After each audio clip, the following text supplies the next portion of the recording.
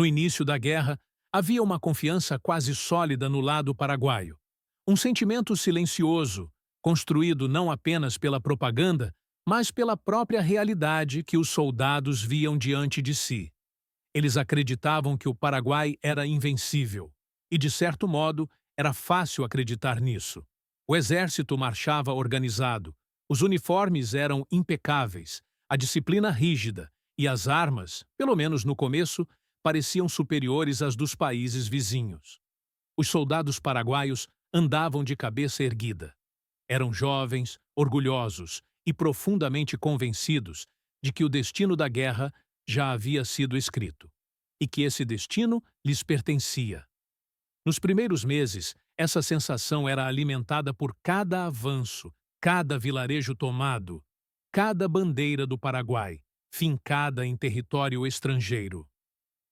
Os comandantes exibiam mapas com flechas vermelhas avançando pelo continente, enquanto oficiais discursavam como se a vitória fosse apenas questão de tempo. Muitos soldados chegavam a dizer que a guerra terminaria antes que suas botas ficassem gastas. Alguns planejavam voltar como heróis. Outros escreviam cartas dizendo que o Brasil não tinha coragem, não tinha estrutura militar, não tinha disciplina e que, se tentasse reagir, seria esmagado. Nas trincheiras e acampamentos, histórias circulavam como verdades absolutas. Falava-se que os brasileiros eram pobres, mal treinados, indisciplinados, incapazes de manter sequer uma ofensiva coordenada. Diziam que eram homens sem moral, sem hierarquia militar e que, ao ouvir o primeiro tiro sério, largariam tudo e voltariam correndo para casa. Eles são muitos, mas não sabem lutar. Essa frase era repetida tantas vezes que, aos poucos, deixou de ser argumento e virou certeza. Os soldados paraguaios não tinham pressa. Acreditavam que o inimigo viria, tropeçaria e cairia sozinho. E mesmo quando ouviam rumores sobre navios brasileiros, sobre movimentações do exército imperial, sobre apoio argentino e uruguaio, esses boatos eram engolidos com desdém. Quando alguém questionava se o Brasil poderia reagir, a resposta vinha sempre com risos curtos, quase arrogantes. Brasileiros? Eles não sabem o que é guerra. Mas essa confiança começou a mudar lentamente. Primeiro, foram pequenos sinais, relatos de navios brasileiros se aproximando, patrulhas capturadas, dizendo que o Império estava mobilizando milhares de homens. Rumores de que as indústrias do Rio de Janeiro e de São Paulo estavam produzindo armas, munições e uniformes em ritmo acelerado. Os mais atentos perceberam que o Brasil não estava fugindo, estava se preparando. Entretanto, esses sinais eram ignorados. Os oficiais diziam que tudo fazia parte do desespero do inimigo. Quanto maior o barulho, mais fraca a força, diziam eles. E assim, com essa confiança inabalável, os soldados paraguaios seguiram a rotina de guerra como quem marcha num desfile militar. Até o amanhecer em que tudo mudou. Naquela manhã, o ar estava pesado. O rio parecia maior, mais escuro, como se pressentisse algo. Os soldados paraguaios estavam posicionados em pontos estratégicos, olhando para as águas calmas com expressão relaxada. O silêncio era confortável, familiar, quase entediante. Ninguém imaginava que aquele rio, o mesmo que refletia o céu e carregava barcos de pesca, estava prestes a se tornar palco de uma virada que entraria para a história. Então, ao longe, bem no limite onde o olhar deixava de ser certeza e virava suspeita, surgiu um ponto escuro na superfície da água. No início, parecia apenas sombra. Depois, uma mancha. E lentamente, tornou-se impossível ignorar. Os soldados começaram a se levantar, encostar rifles no ombro, franzir o senho. Alguns chamaram outros. Logo, toda a linha estava desperta e observando. Não era um barco. Não eram dois. Eram muitos. E à medida que se aproximavam, o som começou. Primeiro como um murmúrio grave. Depois, como um rugido crescente de metal e vapor.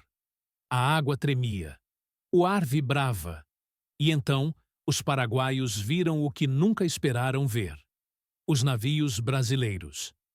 Grandes, pesados, revestidos de ferro, armados com canhões que pareciam engolir o céu. Não eram embarcações improvisadas, frágeis ou amadoras, como a propaganda havia prometido. Eram máquinas de guerra e avançavam com precisão, disciplina e confiança. Naquele momento, ninguém riu. Os soldados paraguaios ficaram imóveis, como se algo dentro deles estivesse tentando negar o que os olhos obrigavam a aceitar. Alguns apertaram mais forte os rifles. Outros respiraram fundo, tentando esconder o medo repentino que crescia no estômago. A guerra não era mais teoria. Não era mais discurso. Não era mais patriotismo inflado em silêncio. Era real. E vinha pelo rio. A primeira salva de canhão cortou o ar como um trovão arrancado do inferno. O impacto fez o chão tremer. Os soldados paraguaios instintivamente se abaixaram. Alguns jogando-se ao chão. A segunda explosão veio mais alta, mais próxima, mais violenta. A fumaça subiu como uma muralha de fogo e pólvora. Foi naquele instante, apenas alguns segundos após a primeira troca de tiros, que a confiança que antes parecia de ferro começou a rachar. Pela primeira vez desde o início da guerra, os soldados paraguaios perceberam algo que nenhum discurso havia preparado. O exército brasileiro não apenas estava vindo, ele estava pronto, e a partir dali, nada seria como antes. Quando os primeiros disparos foram lançados, o som ecoou por todo o vale como se a própria terra estivesse acordando de um longo sono. A fumaça subiu rápido, espessa, cobrindo parte da margem, mas não foi suficiente para esconder o impacto emocional que tomou conta da tropa paraguaia. Até então, os soldados acreditavam que tinham superioridade no terreno. Conheciam o rio, conheciam o clima, conheciam as rotas. O que não sabiam, nem estavam preparados para admitir, era que o Brasil vinha planejando cada movimento com paciência cirúrgica, estudando a geografia, avaliando profundidades, calculando distâncias e corrigindo falhas logísticas que antes pareciam irreversíveis para um país que muitos ainda julgavam atrasado militarmente. Do lado paraguaio, os primeiros minutos foram de respostas desorganizadas. Os canhões improvisados nas margens disparavam sem ritmo, tentando acertar navios que avançavam com calma quase irritante. Algumas balas ricocheteavam no casco de aço sem causar dano real. Outras caíam no rio levantando colunas de água, mas sem interromper o avanço brasileiro. Vez ou outra, um impacto mais forte arrancava faíscas da blindagem, mas nada que impedisse o movimento das embarcações. Os brasileiros, por sua vez, agiam como se estivessem executando uma coreografia planejada. Sinais com bandeiras, ordens gritadas com clareza, ajuste preciso das peças de artilharia e um controle impressionante do ritmo dos disparos. Não havia desespero, nem pressa. Havia confiança, não a confiança arrogante que os paraguaios exibiam no início da guerra, mas aquela construída com treinamento duro, sacrifício logístico e disciplina. Era o tipo de postura militar que só aparece quando homens sabem exatamente o que estão fazendo. Ainda assim, por mais que os soldados paraguaios tentassem manter a postura, era impossível ignorar a realidade. O inimigo que avançava não era um bando improvisado. Era o Exército Imperial do Brasil. Equipado, determinado e muito mais preparado do que qualquer soldado paraguaio havia imaginado. O primeiro impacto fatal brasileiro aconteceu quando um dos navios, sem qualquer hesitação, posicionou-se exatamente no ângulo necessário para abrir fogo sobre uma bateria de canhões instalada no alto de um barranco estrategicamente escolhido pelos paraguaios meses antes. A explosão foi devastadora. O solo tremeu, homens foram lançados para trás e parte da artilharia ficou inutilizada em segundos. Aquele ponto, considerado praticamente invulnerável, tinha acabado de ruir como se nunca tivesse tido importância. Foi nesse momento que o silêncio estratégico foi quebrado por algo novo: o medo. Um medo que não vinha apenas da força do ataque, mas da percepção de que tudo o que haviam acreditado até aquele dia estava começando a desmoronar. As histórias que haviam repetido de que o Brasil demoraria anos para reagir, de que não teria coragem ou estrutura, de que sua mobilização seria lenta e confusa, agora soavam absurdas, ingênuas, quase infantis diante da cena que se desenrolava diante deles. Enquanto isso, os brasileiros continuavam avançando e a artilharia naval começou a alternar cadência. Tiro preciso, pausa calculada, reposicionamento, tiro novamente. Os paraguaios, mesmo tentando reorganizar as defesas, começaram a perceber que estavam lutando contra algo muito maior do que esperavam: logística, indústria, poder político e, principalmente, um exército que agora lutava por orgulho nacional e vingança. A cada explosão, a margem paraguaia mudava. A paisagem que antes parecia segura começou a se transformar em crateras e fumaça. O cheiro de pólvora misturava-se ao de madeira queimada, solo quente e medo humano. Alguns soldados uruguaios, que apoiavam o Paraguai, começaram a trocar olhares incertos, perguntando-se se teriam apostado no lado certo da história ou se estavam prestes a assistir à virada mais improvável da guerra. E ainda assim, ninguém recuou. Havia ordens, havia honra, havia teimosia. Mas havia também algo novo, uma dúvida silenciosa que caminhava entre as fileiras como uma sombra. Foi então que, em meio ao caos, um oficial paraguaio, com a voz firme e expressão tensa, gritou uma frase que ecoou sobre os disparos: "Eles não vão passar!" A resposta veio quase como instinto: "Não vão!" E naquele instante, o rio, a fumaça, os navios, os gritos e o estrondo dos canhões formaram um único cenário, carregado de tensão e destino. Os soldados paraguaios não sabiam se aquela era a batalha que os consagraria ou a que marcaria o início do fim. Mas sabiam que, naquele momento, estavam finalmente diante de um inimigo real. Um inimigo que não correria, que não hesitaria, que não recuaria. A guerra, enfim, tinha mudado de tom. E nenhum dos lados sairia dali igual ao que entrou. A batalha prosseguia com intensidade crescente.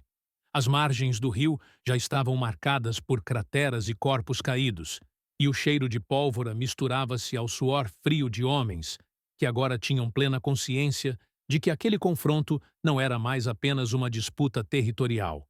Era um ponto de virada. Os paraguaios, que no início da guerra avançaram com a confiança de um país que acreditava ter controle completo do destino, agora observavam algo que nunca haviam imaginado enfrentar. Um inimigo que aprendia rápido, reagia com precisão e não demonstrava o menor sinal de hesitação. Os navios brasileiros continuavam a avançar, e cada avanço era acompanhado por tiros calculados e manobras que pareciam ensaiadas inúmeras vezes. Para os observadores paraguaios, era como se aqueles navios tivessem uma inteligência própria, como se fossem criaturas vivas, cortando as águas com uma serenidade quase irritante, ignorando completamente o caos que tentava detê-los.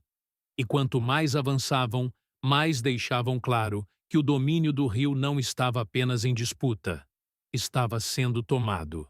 A artilharia paraguaia tentou reagrupar disparos, organizando tiros concentrados contra uma única embarcação. Por um breve instante, pareceu que o esforço surtiria efeito. Um impacto atingiu a lateral de um dos navios, espalhando fragmentos metálicos e arrancando um grito coletivo dos soldados que observavam da margem. Mas em vez de parar ou recuar, o navio simplesmente ajustou o leme, estabilizou-se e voltou a disparar, como se nada tivesse acontecido. Esse momento foi um golpe psicológico tão forte quanto as explosões físicas. Soldados paraguaios trocaram olhares silenciosos. Alguns engoliram seco. Outros apertaram ainda mais suas armas, não por coragem, mas por instinto. Até então, a narrativa havia sido: o Paraguai avança, o Paraguai domina.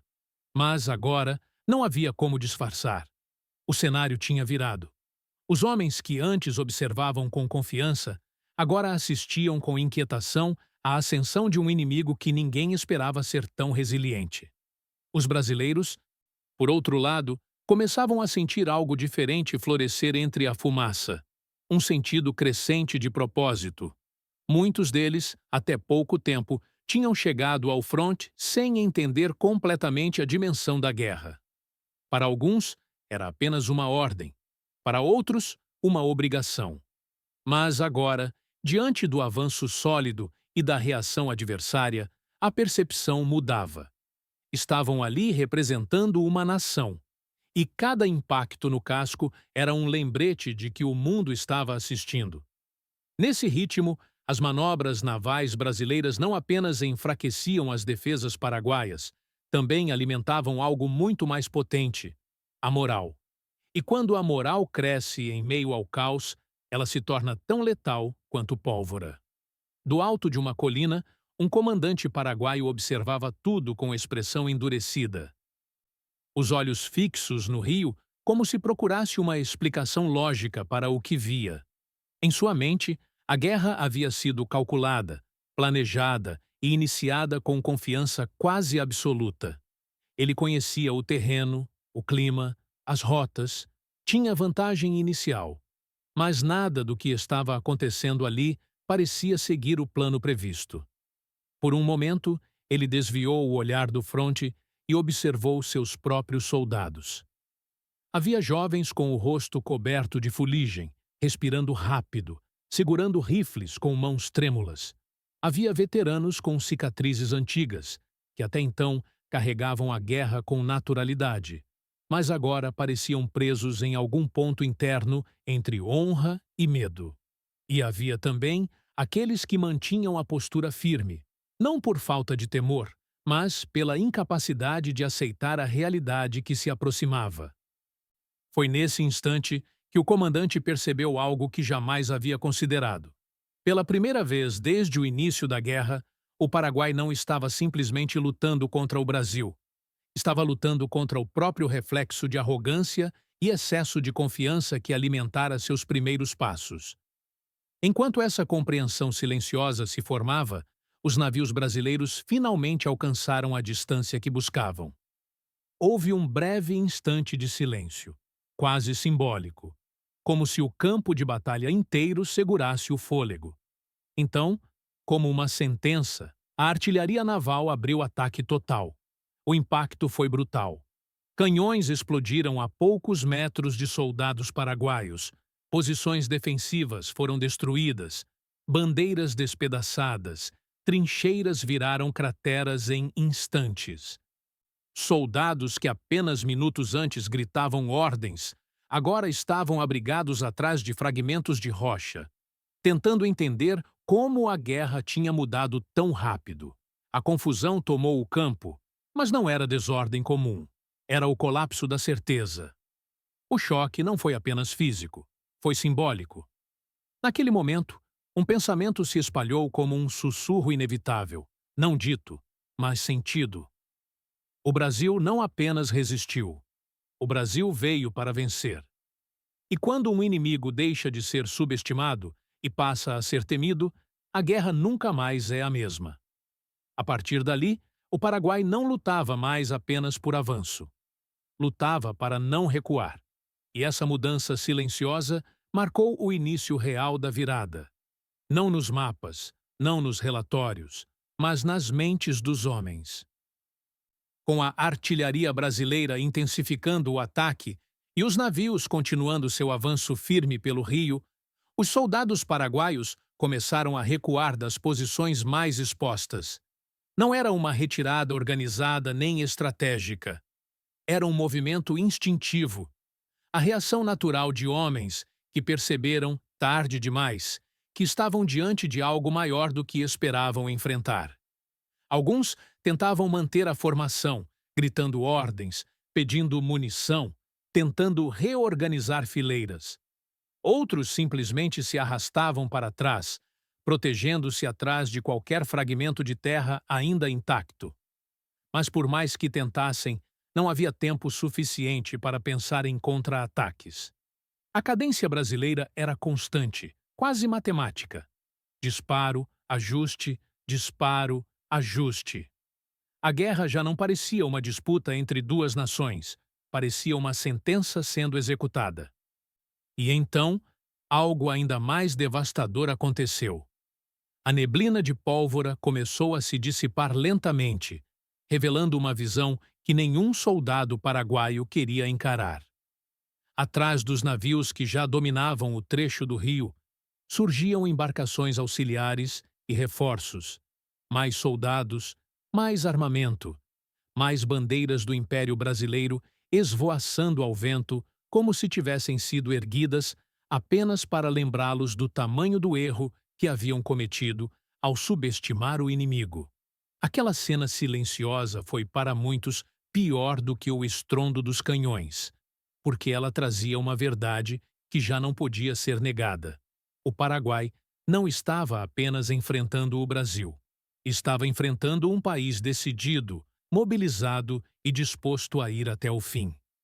Nesse instante, o comandante paraguaio desceu da colina e caminhou em direção às linhas de frente. Cada passo era pesado, como se carregasse o peso da história.